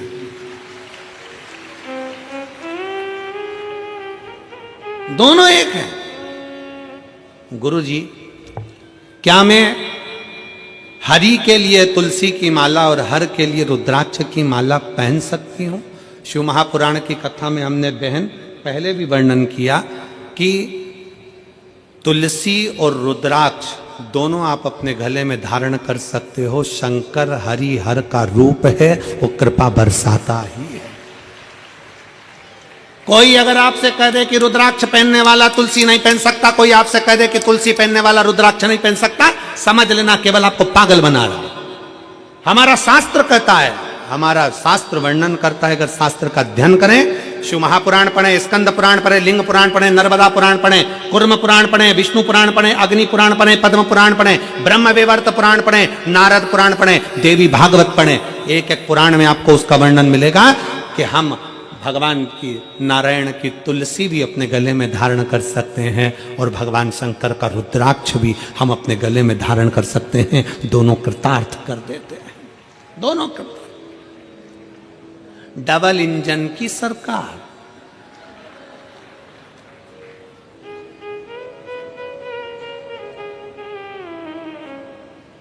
डबल इंजन दोनों है। भगवान नारायण भी, और फिर निवेदन है,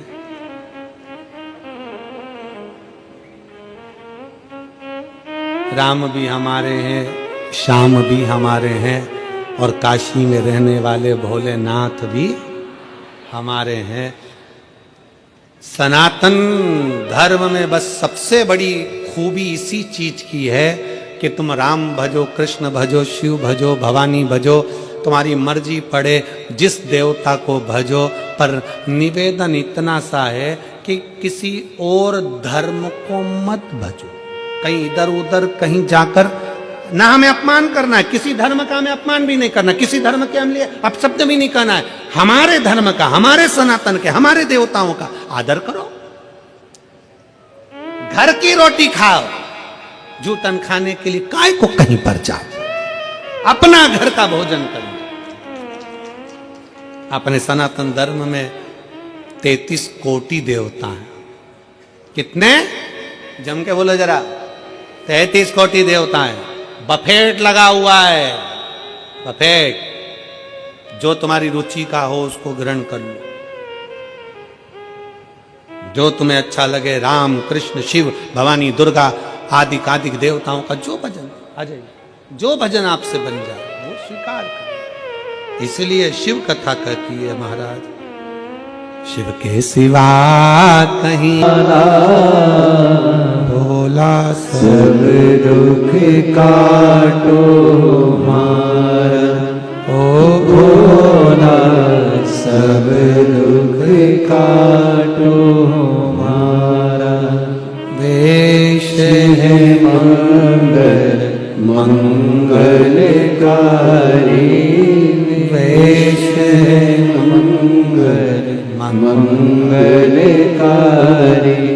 शमशान वासी हमारा,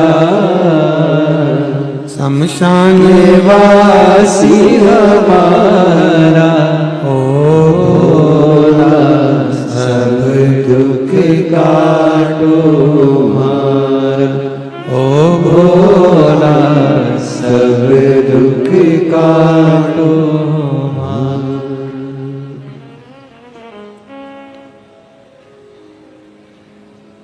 भगवान देवाधिदेव महादेव से अपने मन का भाव व्यक्त करिए। शिव कथा कहती है, शिव जी के सम्मुख में आया हुआ हलाहल विष जहर पार्वती मैया जानती हैं कि शंकर बिना पिए रहेंगे नहीं। क्यों? क्योंकि शिव भव है।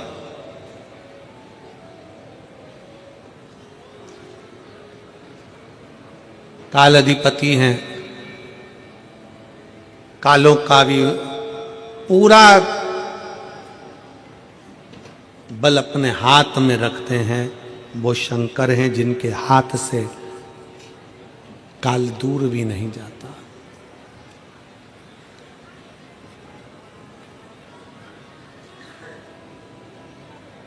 शिव ओघड़ी है, ओघड़दानी है। ओघड़दानी का मतलब मालूम है ना आप लोगों को? ओगरनाथ का मतलब मालूम है? ओगरदानी का, ओगरनाथ का क्या मतलब होता है? व्यक्ति को ऊर्जा प्रदान करना, उसके दुख को हर लेना और उसको कहने की जरूरत ना पड़े, बोलने की जरूरत ना पड़े। जिस भाव से वो मेरे पास आया है, कुछ ना मांगे तो भी जो दिल में सोच कर आया है वो उसको प्रदान कर देना, वो ओघड़नाथ है। बोलो गणनाथ भगवान की हर हर महादेव। उसको ओघड़नाथ कहते हैं। बिना सोचे बिना समझे आया और दिया।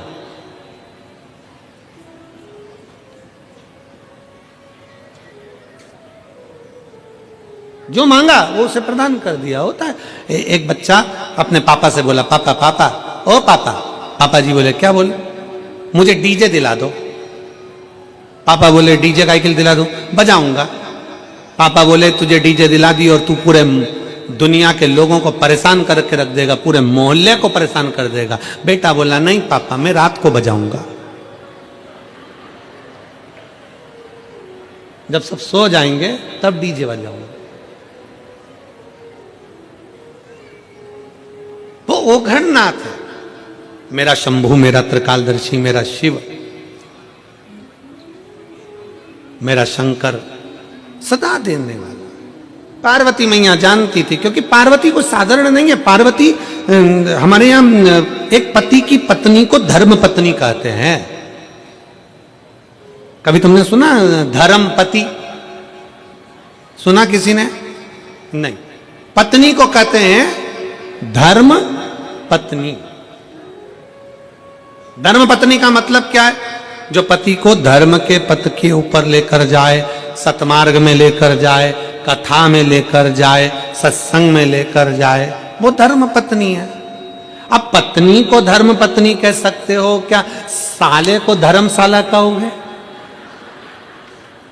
ये समझने वाला विषय भाई। वो साला है तो उसको धर्म लगाकर बोलोगे धर्मशाला? नहीं बोल सकते, कह नहीं सकते। पर केवल एक पत्नी ऐसी है जिसको धर्म पत्नी कहा जाता है, क्योंकि वो खुद के लिए नहीं जीती। एक मां, एक स्त्री, एक बहन, एक बेटी, एक नारी, एक बहू, एक सास, जितनी बैठी हैं यहां पर मेरी जीजियां, जो स्त्रियां यहां पर बैठी हैं, जो नारियां यहां बैठी हैं, जो माताएं कथा श्रवण कर रही हैं, इन सब का जीवन देखिए। ये अपने लिए नहीं जीती। अगर व्रत भी करती है तो पति की लंबी उम्र के लिए, बच्चों की उन्नति के लिए करती है। अपना घर छोड़कर, अपने बाबुल का, अपने पिता का घर छोड़कर ससुराल में चली जाती है, और ससुराल में भी आधा इधर आधा उधर सोचती है मेरा ये भी घर है, मेरा वो भी घर है। परंतु मायके में रहती है तो लोग कहते हैं तू पराई है, और ससुराल में पहुंच जाती है तो लोग कह देते हैं पराई घर से आई। काय का छे?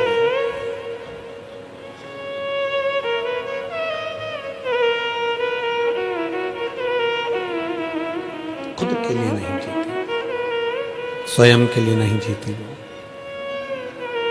पूरा जीवन उसने अपने परिवार को दिया है, पूरे परिवार को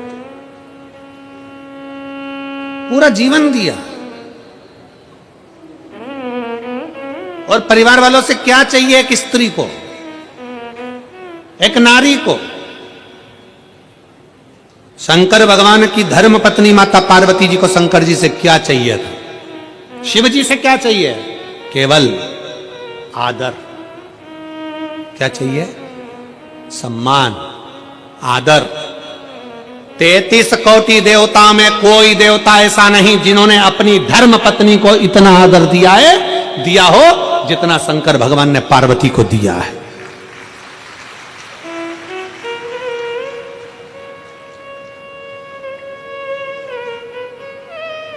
कौन से देवता जिनकी पत्नी चली गई और वो रोए हों? कौन से देवता जिनकी पत्नी चली गई और तांडव मचा दिया हो? कौन से देवता जिनकी पत्नी चली गई और कंधे पर डालकर अपनी पत्नी के शव को भी तांडव मचा कर रख दिया हो? कितना प्रेम करते थे शंकर सती से कि कंधे पर शव डालकर उसका तांडव मचा कर रख दिया और अपनी पत्नी को ऐसे समाप्त नहीं होने दिया।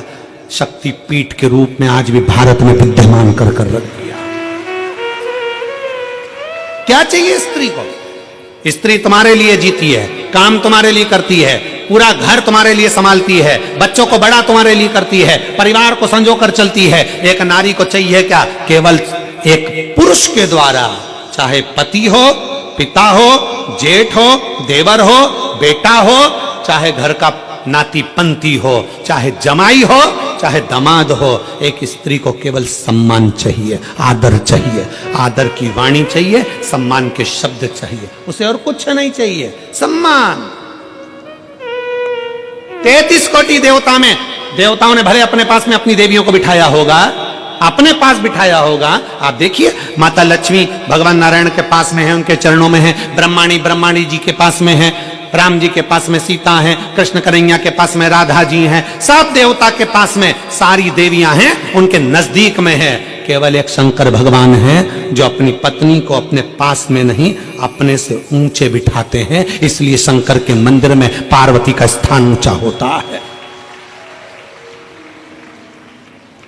शिव जी से ऊंचा पार्वती का स्थान है। उज्जैन चले जाओ, महाकाल बाबा जमीन पर विराजमान है और पार्वती मैया ऊंचे स्थान पर। सोमनाथ चले जाओ, माता पार्वती ऊंचे स्थान पर बैठी हैं। आप ओमकारेश्वर चले जाओ, माता पार्वती ऊंचे स्थान पर बैठी हैं। शंकर भगवान के मंदिर में पार्वती मैया का स्थान ऊंचा है क्योंकि शंकर भगवान अपनी पार्वती को ऊंचे स्थान पर रखते हैं, आदर देते हैं, सम्मान देते हैं। और जिस घर में नारी का सम्मान होता है उस घर में कभी बरकत की कमी नहीं होती। इसलिए पार्वती मैया को शंकर भगवान ने सम्मान दिया तो उनके घर में रिद्धि भी आई, उनके घर में सिद्धि भी आई और उनके घर में बुद्धि भी आई। अगर जहां नारी का सम्मान होता है वहां रिद्धि सिद्धि बुद्धि तीनों आती है।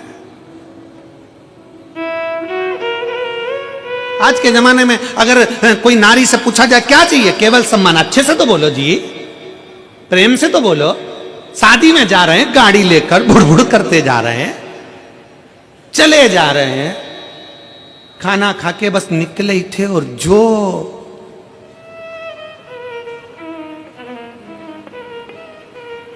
जो माचिस लगी। और किस बात के लिए? थोड़ी सी कोई बात होगी उसके पीछे चिढ़कर जवाब दे दिया। चिढ़कर। किसने? पति ने गुस्से में आकर चिढ़कर। अरे शादी में जा रहे हो, अच्छे से व्यवहार कर जाओ। नहीं जाना है तो बिल्कुल मत जाओ। कहीं घूमने जा रहे हो तो अच्छे व्यवहार से जाओ। मालूम पड़े पति ऐसा चल रहा, पत्नी उधर चल रही, बेटा उधर चल रहा, तो क्यों आए घूमने, क्यों गए शादी में? व्यवहारिकता, प्रेम। अभी कथा कह रही थी वस्तु और व्यवहार में सबसे ज्यादा जरूरी है, जम के बोलो, व्यवहार। तुम भले उसको चांदी की थाली में रोटी मत खिलाओ पर चांदी जैसे बोल तो बोलो रे, सम्मान के शब्द तो बोलो रे, इज्जत के वाणी तो बोलो। बेबारिकता खत्म।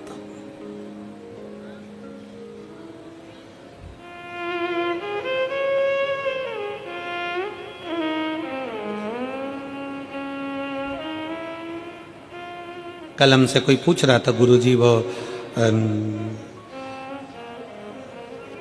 शादी में ठंड का मौसम चल रहा है, दिल्ली में इतनी ठंड पड़ रही है, उत्तराखंड में भयंकर ठंड है, उत्तर प्रदेश में ठंड है, मध्य प्रदेश में ठंड है। शादी में लोग जा रहे हैं, पुरुष लोग तो कोट पहन लेते हैं, टाई पहन लेते हैं, नीचे जूता मोजा पहन लेते हैं। माताएं एकदम ऐसे वस्त्र पहनती, इनको ठंड नहीं लगती, इनको ठंड नहीं लगती। हमने कहा नहीं, लगती तो है, पर शादी में एक दूसरे को देख के इतनी अंदर से जल जाती है ना कि आग अंदर के अंदर भरी रह जाती है। ठंड समा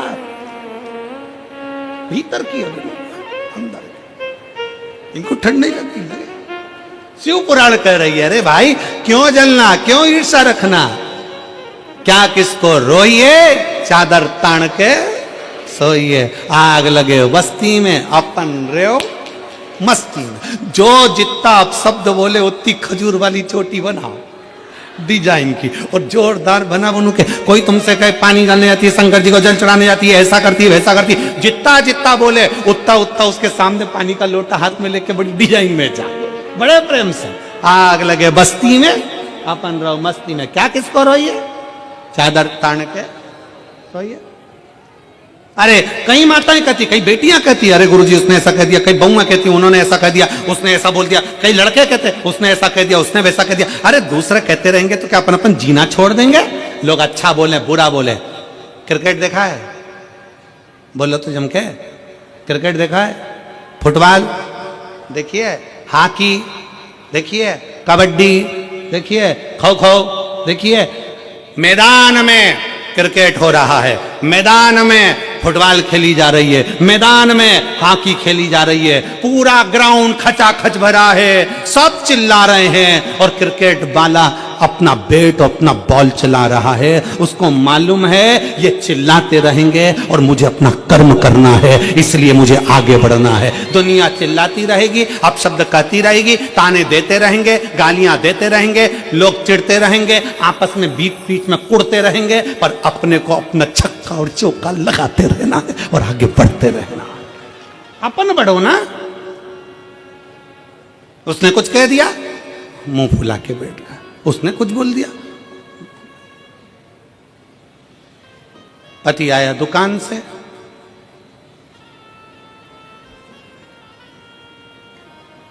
हुआ क्या, मां उधर मुंह फुला के बैठी, पत्नी उधर मुंह फुला के बैठी।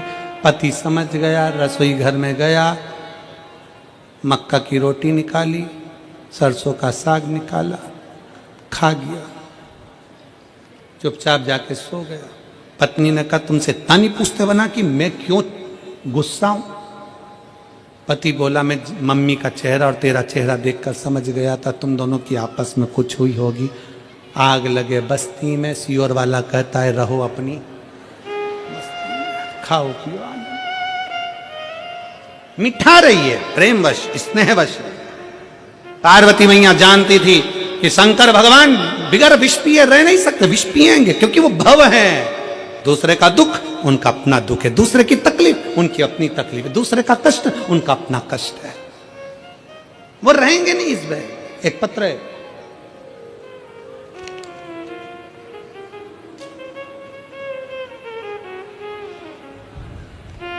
मैं बीना वर्मा, निवासी मेरठ, शारदा रोड। मेरा नाम बीना वर्मा है, कहीं बैठी हो बीना वर्मा जी, निवासी मेरठ, शारदा रोड की रहने वाली हूं, कहीं बैठी हो? आप ही हैं? बच्ची आई है का साथ में? ले आइए। कहाँ है वो बच्ची? आ जाओ आ जाओ, ले आओ, आ जाओ बेटा। एक बार हाथ हिला दो बेटी, आप भी वहीं से। श्री शिवाय नमस्तुभ्यं। मैं बीना वर्मा, निवासी मेरठ शारदा रोड की हूं। मेरी बेटी मेघा वर्मा 2015 में उसको बुखार आया था, जिसके कारण मेरी बेटी की आवाज चली गई थी। मैंने दिल्ली, मेरठ और आसपास के सभी जगह का दिखाया, गले के सभी टेस्ट कराए, सभी रिपोर्ट्स आई, पर आयुर्वेदिक, एलोपैथिक सभी दवाइयां 2015 से करती रही, पर बेटी की आवाज नहीं आई। मैं थक गई, दवाइयां करा करा कर परेशान हो गई। आखिरी में क्या करती, किसी के कहने पर टीवी के माध्यम से आपकी कथा सुनना प्रारंभ करी।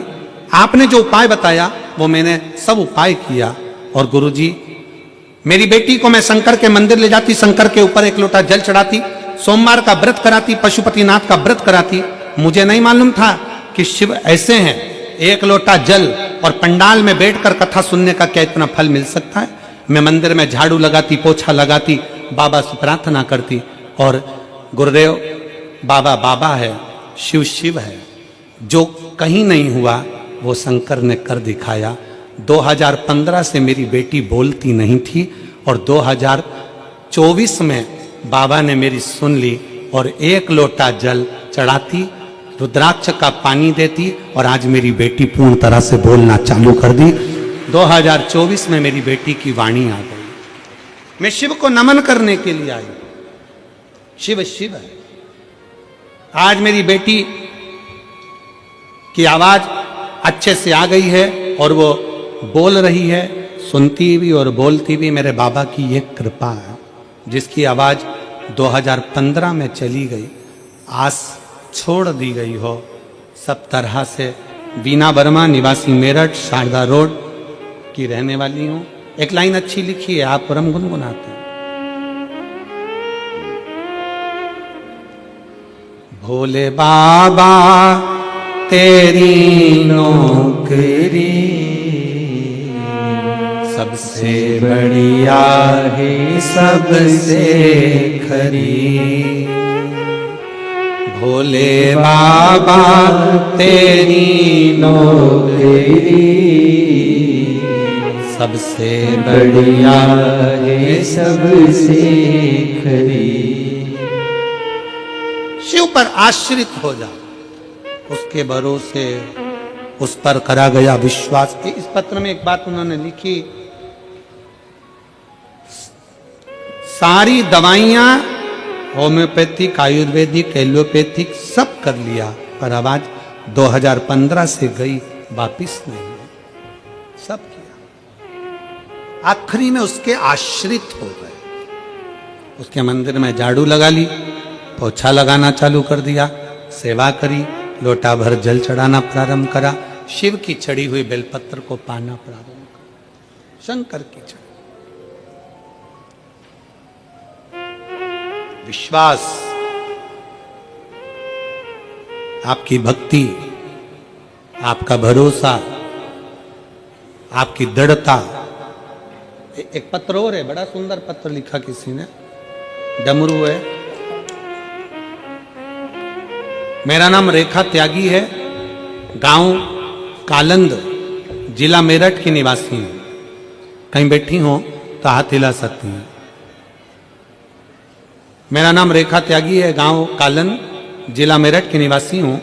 एक लोटे जल का मैं क्या वर्णन करूं गुरुदेव। मेरा बेटा मणिकांत 5 साल से सरकारी नौकरी की तैयारी कर रहा था, लेकिन आप ही हैं, आ जाओ, एक बेलपत्र ले जाना, आ जाइए, आ जाओ।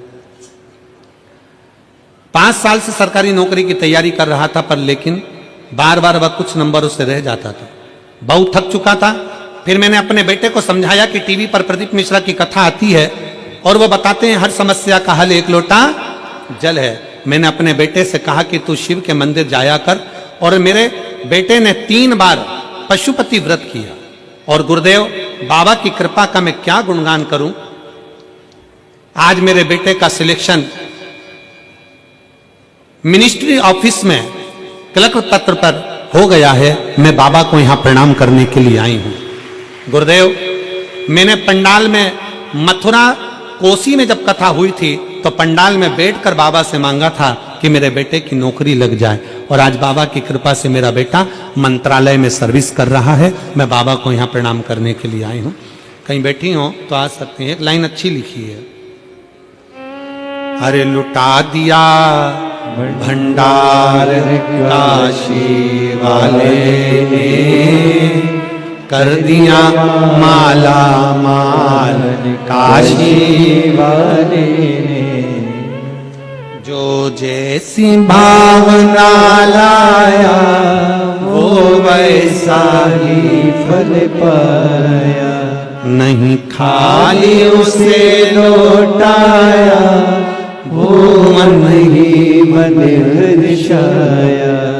और कर दिया माला माल काशी वाले, लुटा दिया भंडार काशी वाले ने।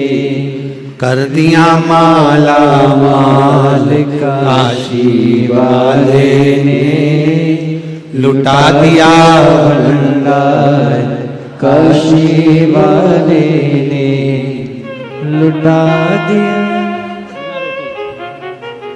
इस बेटी की आवाज 2015 में चली गई थी बुखार आने से। 15 के बाद से ये बोल नहीं पाई। अब रो मत, अब तो अच्छी बोलने लगी ना बेटा। श्री शिवाय नमस्ते। कॉर्डलेस कॉर्डलेस ला।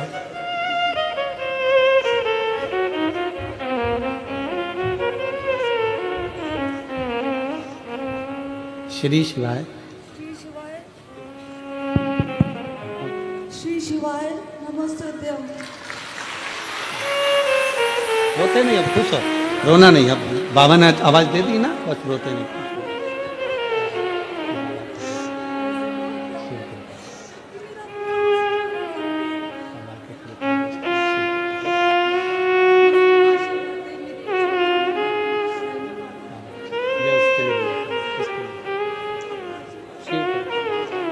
रो मत, ये आंसू कुछ पहले आंसू को जब बाबा ने आवाज दे दी ना, बस बहुत शिव करता है, शिव करता है, शिव शिव शिव शिव। दीदी बोल रही हैं 2015 से मेरी बेटी की आवाज गई थी, बोल नहीं पाई। ऐसा कोई हॉस्पिटल नहीं, दीदी कह रही है मेरा खुद का भी हॉस्पिटल, हम सब जगह का इलाज करवाए पर ऐसा कहीं आवाज नहीं है। तब शंकर के मंदिर का झाड़ू, शिव को चढ़ाया गया 1 लोटा जल और सीहोर का रुद्राक्ष तांबे के कलश में गलाना, शिव को चढ़ाना, उसका आचमन करा। उसके ऊपर भरोसा, विश्वास।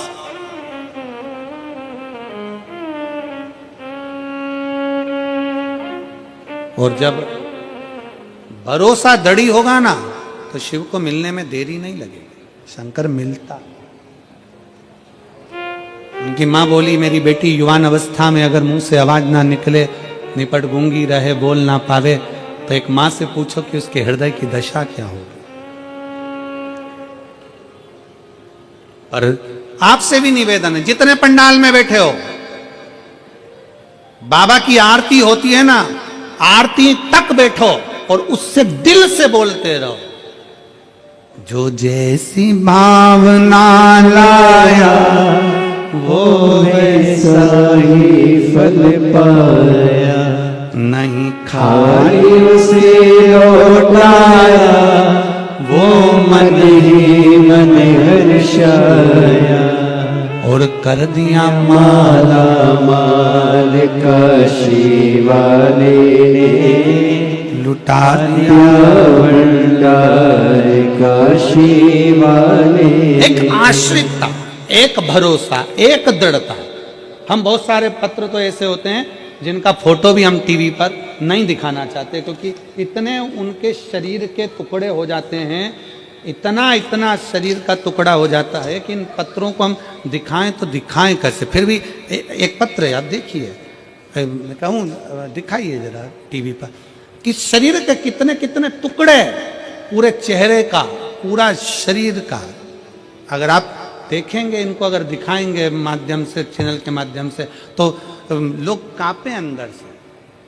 एक माँ ने लिखा अपने पत्र के में, मेरा नाम माधुरी चौहान है, मैं ग्राम बरखेड़ा की रहने वाली हूँ, फरुखाबाद उत्तर प्रदेश की हूँ। 21 अप्रैल को मेरा लड़का शुभम चौहान खाटू जी जा रहा था और रास्ते में उसका एक्सीडेंट हो गया हाथरस में।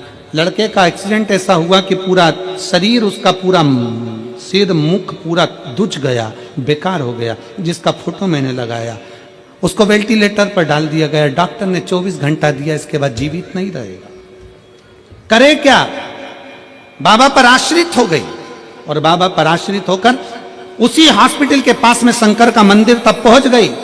उसके पास में डॉक्टर से कहकर शिव महापुराण की कथा मोबाइल पर लगा दी और बाबा को चढ़ी हुई एक बेलपत्र उसके पास में लाकर रख दी। होश नहीं आया 10 दिन तक, 12 दिन 15 दिन निकल गए, होश नहीं आया। वेंटिलेटर पर डॉक्टर ने कहा ये तो जा चुका है।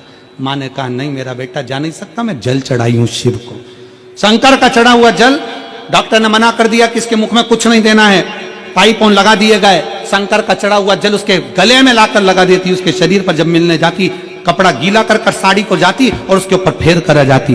10 दिन बाद 15 दिन बाद मेरे बेटे को होश आया और आज मेरा बेटा पूर्ण ठीक है। उसका फोटो लगा रही हूं, जो अच्छा फोटो है वो लगा रही हूं। जब बेटा मेरा ठीक हो गया, जब मेरा बेटा पूर्ण तरह से ठीक हो गया, उसका फोटो लगा रही हूं। और आगे फोटो लगा है जिसमें बेटे का पूरा शरीर, पूरा धड़ उसका बेकार हो चुका। शिव तत्व पर आश्रित हो, शंकर पर हमारा विश्वास दृढ़ हो। शिव शिव है। और फिर निवेदन करूंगा मेरठ वालों, क्या पता कौन सा पुण्य आप लोगों का होगा जो यीशु महापुराण की कथा मेरठ में आई है। कौन सा पुण्य?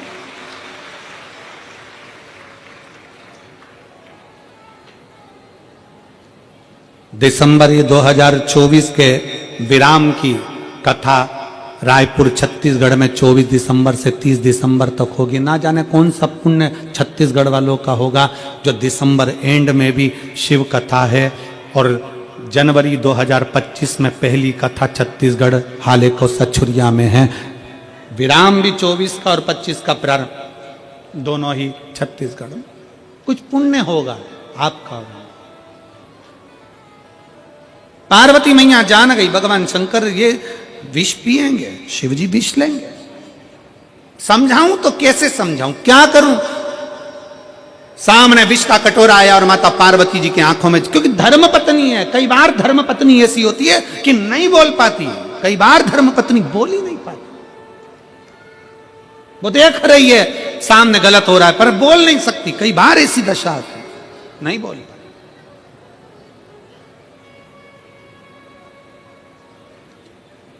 किससे कहे, क्या कहे, किससे बोले? जिसने पत्र लिखा है अगर वो बहन आई हो तो बेलपत्र लेने आ सकती हैं। नाम माधुरी चौहान, ग्राम बरखेड़ा, जिला फरुखाबाद उत्तर प्रदेश की है। मेरा मोबाइल नंबर ये, आ सकती हैं बेलपत्र। शिव तत्व की प्राप्ति हो शंकर। और फिर निवेदन करेंगे, कई लोग हमसे कहते हैं गुरुजी हम व्यासपीठ के पास में आते हैं एक बेलपत्र लेने के लिए। यहां से कोई गिफ्ट, कोई आइटम, कोई सामान इस व्यासपीठ से हम देना पसंद नहीं करते, क्योंकि इस बेलपत्र के आगे दुनिया का सारा ठाट और बाट फीका है, सब फीका।